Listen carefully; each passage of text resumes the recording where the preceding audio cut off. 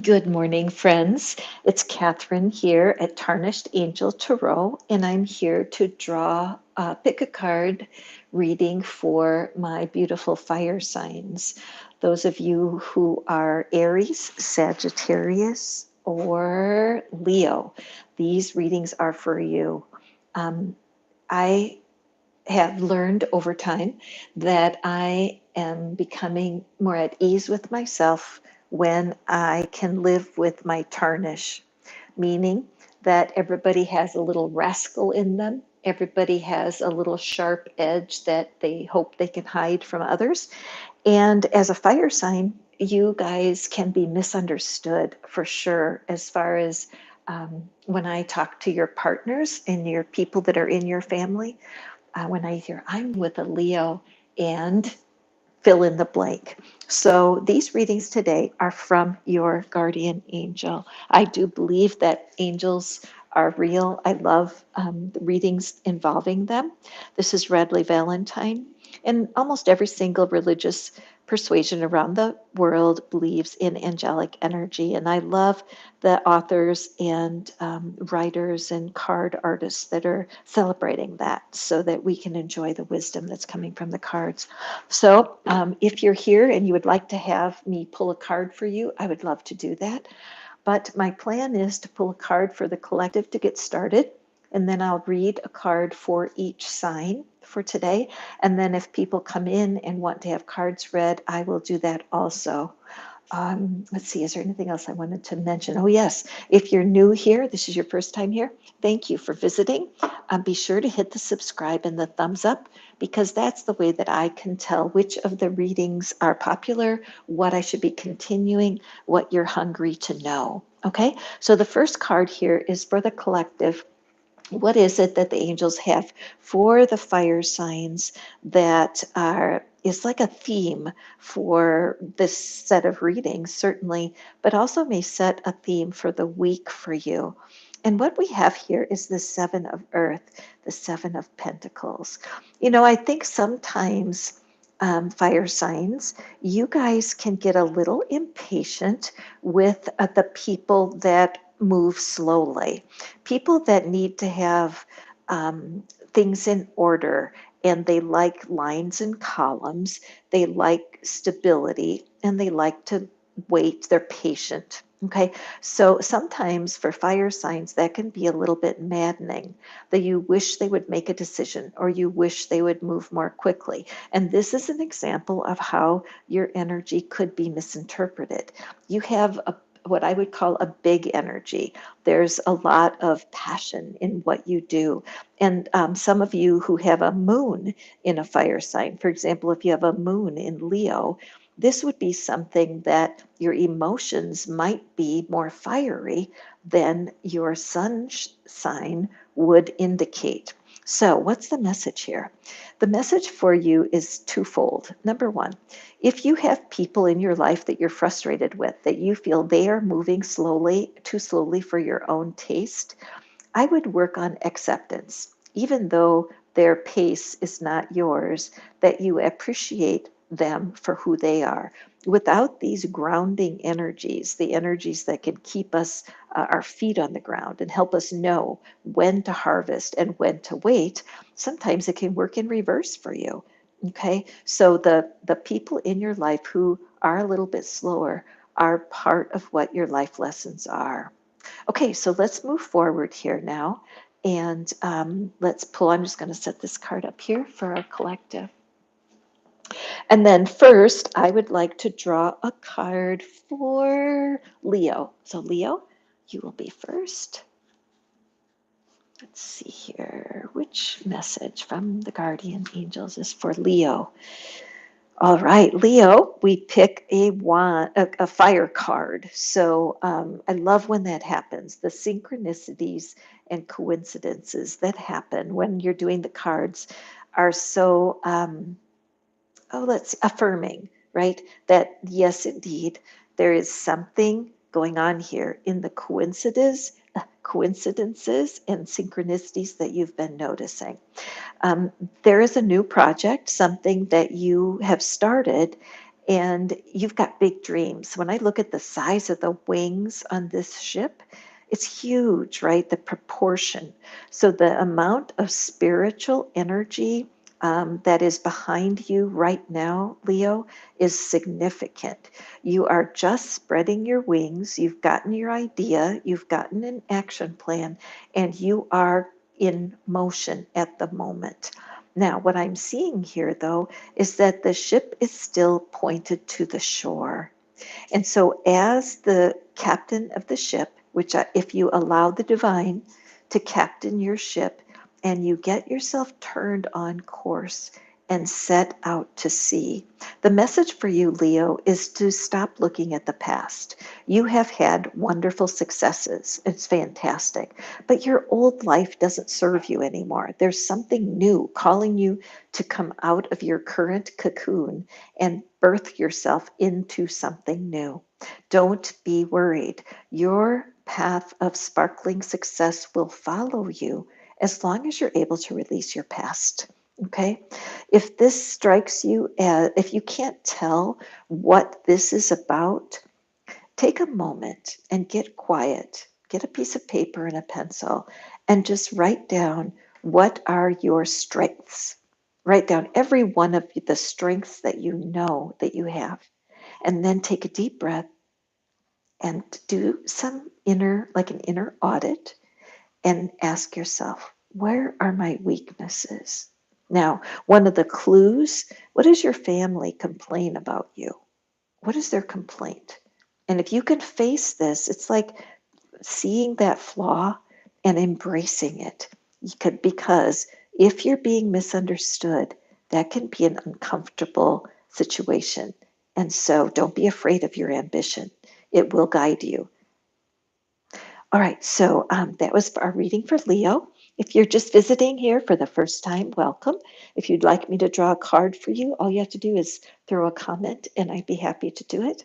If you're a first time watcher, listener, I appreciate your thumbs up because it shows me that this type of reading is something that you enjoy.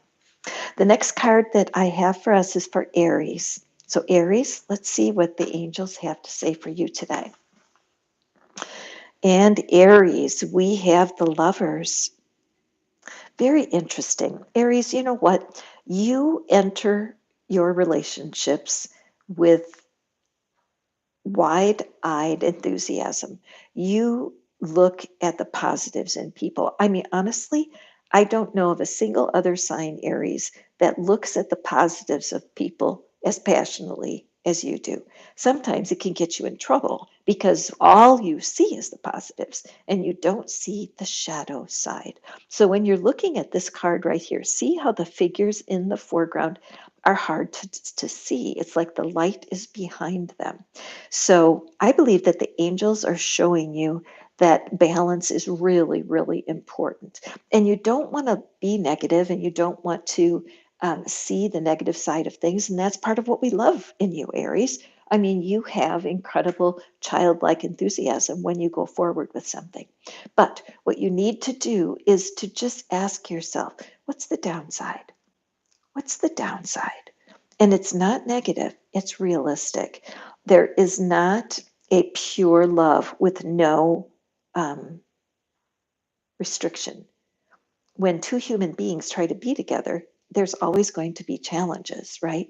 So when you're looking at that bright, optimistic future for the relationship, your partner loves and appreciates that. But later on, it could be too demanding for them if they feel like any mistake on their part might create a dilemma for the relationship. So as you're going forward into this situation you're in, and this could be love, it could be a new friendship, or it could be business, but use your brightness and your confidence in the smartest way that you can and ask yourself that question. What could be the downside? If there is a downside here, what is it? Because once you come to grips with the full spectrum of what to expect, you're going to feel much more stable in your relationships. Okay? All right, excelente. And now we're going to do a reading for our Sagittarius. Okay, Sag, let's see what we have for you. Let's pick this one. Okay, Sagittarius. What we have for you is the Dreamer. Nice. Now, in this particular deck, there's so many childlike figures, and I love that because I do believe in the work of the inner child. And Sagittarius, I think that sometimes you had dreams when you were itty bitty, under the age of 5, dreams that you may not remember. Some of you may remember them, but those dreams were so vivid, they seemed real. And at the time, you may not have understood them. At this point, you are feeling yourself a little bit disjointed, wanting something new. You may even know what this new path and this new journey is. You may be feeling already a sense of direction. You may have just moved somewhere. You may have just started something new. So you see what this is about. Others of you are really wishing, gosh, I wish I had something new to dig my teeth into. I'm ready for a new project. And the advice for you is to find something childlike within yourself, not childish, but childlike. And one of the easy ways to do this, Martha Beck, I think, is the coach who suggests to go back and to think about what it is you did for pleasure under the age of 10.